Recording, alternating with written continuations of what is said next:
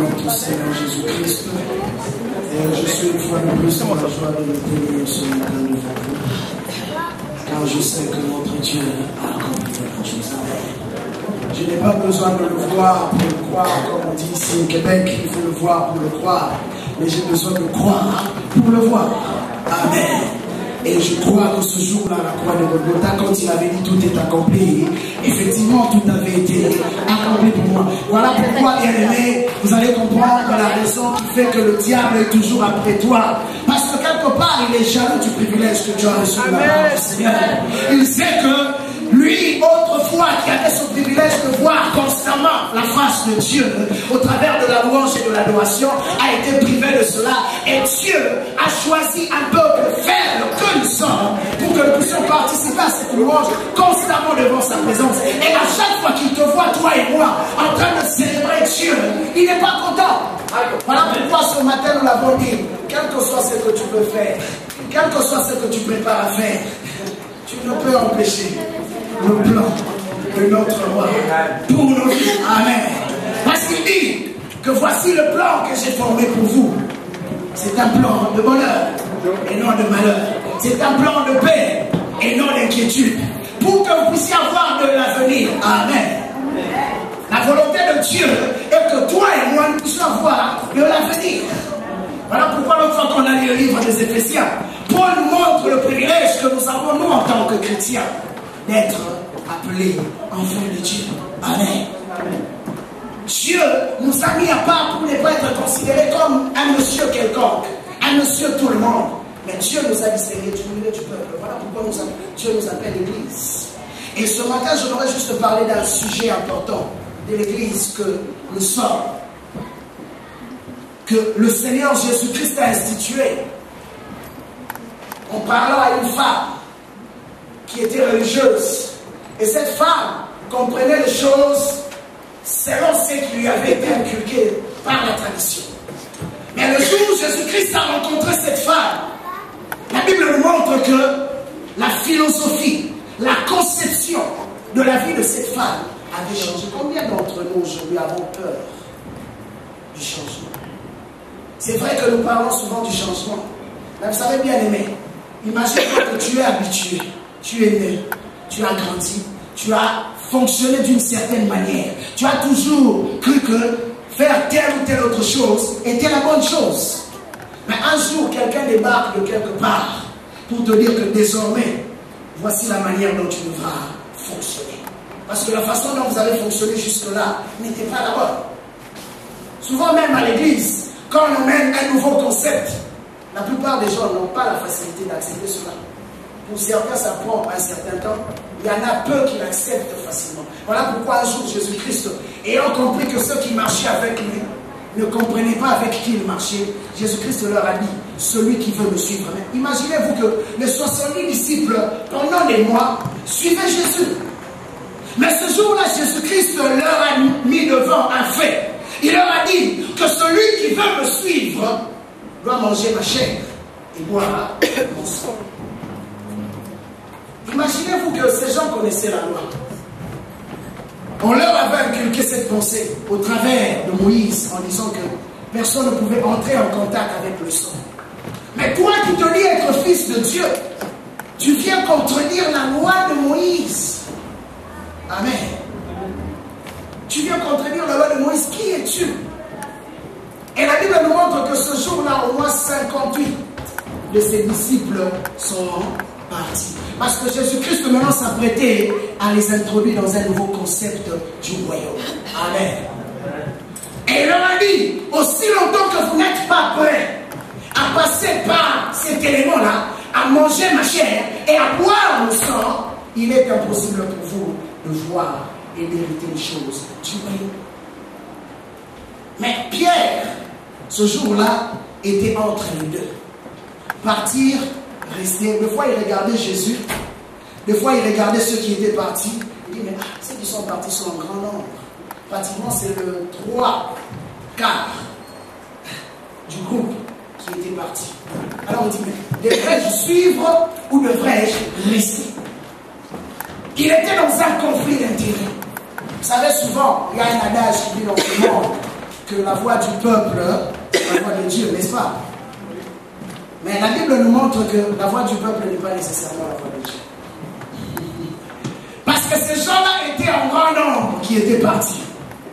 Donc Pierre pouvait avoir raison pour dire que, ok, comme dans le monde on dit que la voix du peuple, c'est la voix de Dieu, alors je dois suivre ces gens parce que Jésus que j'ai suivi jusque-là est dans l'erreur. Mais il y avait quelque chose dans son cœur qui le retenait.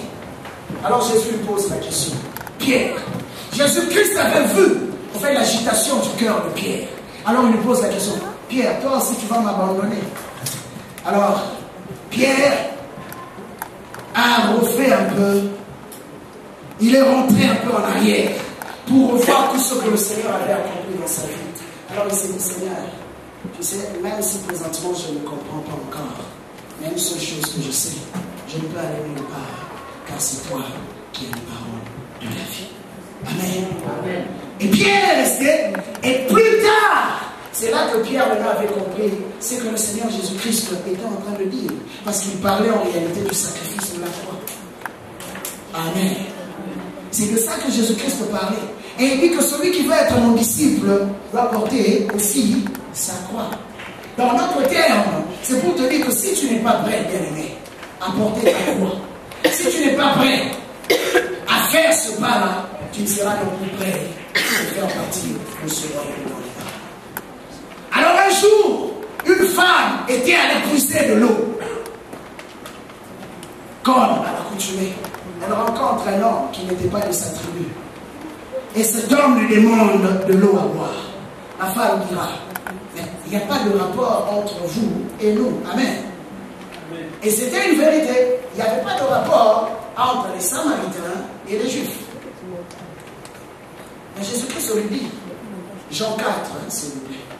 Si seulement tu connaissais le don de Dieu, si seulement tu connaissais celui qui te demande à boire, tu allais être la première personne à lui demander toi de boire.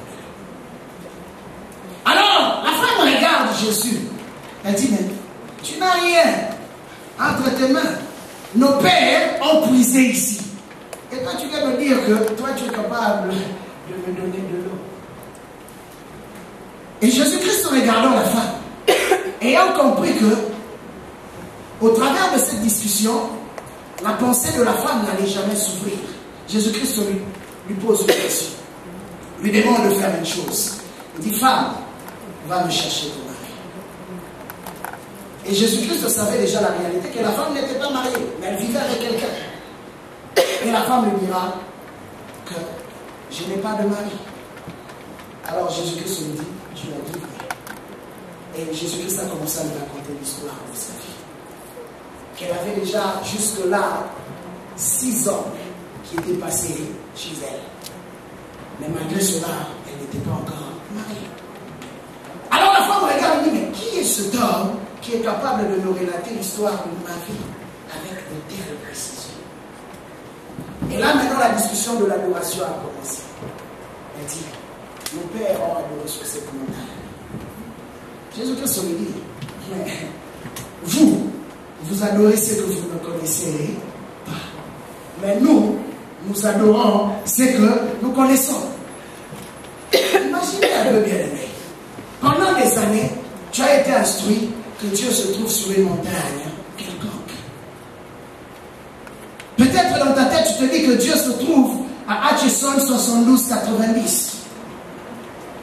Et pendant des années, c'est ce que tu fais. Pendant des années, quand tu te déplaces, tu dis, je vais aller rencontrer Dieu à cette adresse. Et c'était devenu une tradition. Mais Jésus-Christ lui dit, vous adorez ce que vous ne connaissez pas. Mais nous adorons ce que nous connaissons. Et je lirai plus à partir du verset 20.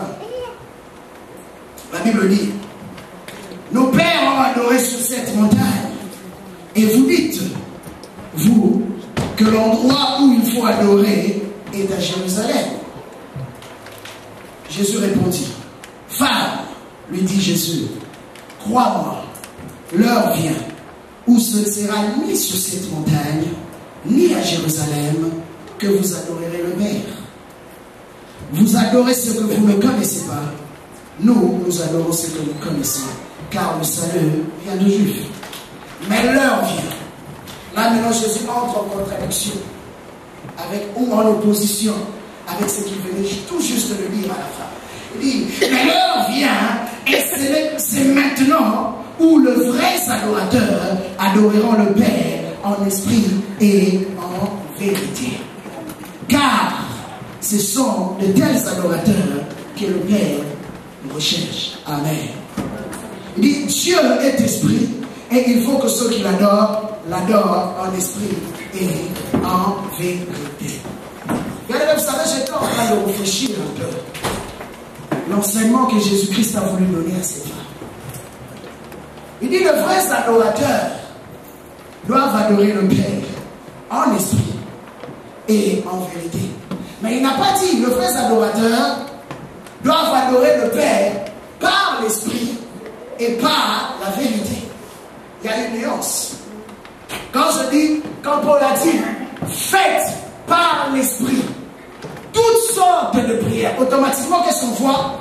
On voit que Paul était en train de parler de notre association avec le Saint-Esprit pour être capable de prier le Seigneur. Il dit, faites par l'esprit toutes sortes de prières. Mais ici, Jésus-Christ parle. Il dit, le vrai adorateur adore le Père en esprit et l'esprit dont Jésus-Christ était en train de parler ici, ce n'était pas l'esprit de Dieu, c'était l'esprit de l'homme. Et c'était la vérité de l'homme aussi. Vous allez vous poser la question, pasteur, qu'est-ce que tu veux dire? Qu'est-ce que Jésus-Christ voulait enseigner au fait? Vous savez, en réalité, la relation que nous avons avec Dieu est une relation d'amour, n'est-ce pas? Souvent, j'ai entendu, moi-même aussi, j'ai eu à dire cela, que notre relation avec Dieu n'a rien à voir avec les sentiments. Vous êtes d'accord avec ça? Souvent, les chrétiens disent cela, que notre relation avec Dieu n'a rien à voir avec les sentiments. Mais, bien aimé, rappelez-vous que la première des choses qui a fait que toi et moi nous puissions être sauvés, c'était les sentiments. Amen. La tribu de Dieu, la tribu première de Dieu, c'est l'amour. Or, quand nous parlons de l'amour, automatiquement nous voyons quoi? Les sentiments. Et ce qui fait qu'un homme est capable de s'unir à Dieu, c'est cette relation sentimentale. Voilà pourquoi on n'a jamais parlé du salut des esprits. On parle du salut des âmes. Parce qu'on sait que pour atteindre la vie d'un homme, il faut atteindre quoi? Ses sentiments. La raison qui fait que le diable, aujourd'hui, quand il vient pour combattre un homme, la première des choses qu'il vient pour créer dans ta vie, c'est blesser l'homme intérieurement. Parce qu'il sait qu'un homme blessé est plus dangereux même qu'un démon vivant. Amen. Je vous dis la vérité, bien aimé. Un homme blessé ou une femme blessée est plus dangereux qu'un démon. Vous savez, des fois, les gens ont peur des sorciers. Bien aimé, j'ai peur des gens qui sont blessés plus que les sorciers. Parce qu'ils sont prêts à te faire du mal, non spirituellement, mais physiquement. Voilà pourquoi l'homme sage un jour, Salomon, a dit une phrase qui m'a laissé un peu perplexe. Il dit qu'un homme blessé est plus dangereux qu'une ville dans le muraille sans tomber. Comment pouvez-vous comprendre qu'on compare un homme blessé à une ville fortifiée dans le muraille sans tomber? Donc ça veut dire qu'un homme blessé est pire qu'une armée ou une personne qui vit avec des armes. Voilà pourquoi ici Jésus-Christ, quand il parlait à la femme, Jésus-Christ l'a ramené à une réalité. En lui faisant comprendre que aussi longtemps que au-dedans de toi, il y a des choses qui ne seront pas réparées, il te sera aussi impossible d'être capable d'adorer Dieu correctement. Voilà pourquoi Jésus parle de 2 formes d'adorateurs. Il dit les vrais adorateurs. Et quand on parle de vrai, ça veut dire que de l'autre côté, il y a aussi les faux.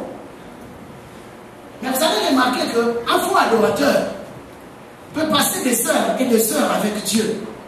Mais quand il ressort de ce temps d'adoration, sa vie ne change pas. Amen. De la même façon que cette personne était orgueilleuse avant la prière, quand elle sortira de la prière, elle sera encore plus orgueilleuse. De la même façon que cette personne était mauvaise, quand elle ressortira de la prière, elle sera encore pire. Bien aimé, j'ai vu des gens qu'on appelait couramment les mamans légionnaires. Pour certains qui ont été catholiques, moi j'étais catholique avant de me convertir. Alors je vous dis que ces mamans légionnaires, c'était des femmes assidues au temple. Elles étaient toujours là, dans l'église. Mais bizarrement, c'était les femmes à problème, comme vous pouvez l'imaginer. Alors comment tu peux comprendre qu'une personne qui passait des heures et des heures dans le temple, sa vie devenait pire, pire et pire encore? Parce que quelque part, il y a un problème qui n'avait pas été réparé. Vous savez, le fait d'adorer Dieu, quand nous parlons d'adoration, ce n'est pas juste le fait d'élever sa voix pour parler de Dieu. Jésus-Christ dit, quand vous priez, ne faites pas comme les pharisiens. Qu'est-ce que les pharisiens font? Ils élèvent leur voix, ils multiplient les paroles, comme vous pouvez les penser, comme vous pouvez le voir, comme vous pouvez les entendre. Mais par contre, ils n'arrivent même pas à toucher le plafond de la maison où ils sont. Amen. Pourquoi? Parce que leur cœur est rempli d'hypocrisie. Amen. Amen. Amen. Bien aimé, je t'encourage à être un adorateur, mais je t'encourage à être un vrai adorateur. Amen. Regarde un peu ta vie. J'étais en train de réfléchir toute cette semaine. Le Seigneur me réveillait pendant la semaine avec ce message sur l'adoration, pour me faire comprendre que beaucoup de gens font beaucoup d'erreurs aussi et passent plus beaucoup de temps à tournoyer sur place parce qu'ils n'ont pas compris là où le cœur de Dieu se trouve. Bien aimé, je vous ai parlé de Yabet. Yabet a fait une courte prière. Si on peut calculer la prière, je ne pense même pas que cette prière-là pouvait totaliser 15 secondes.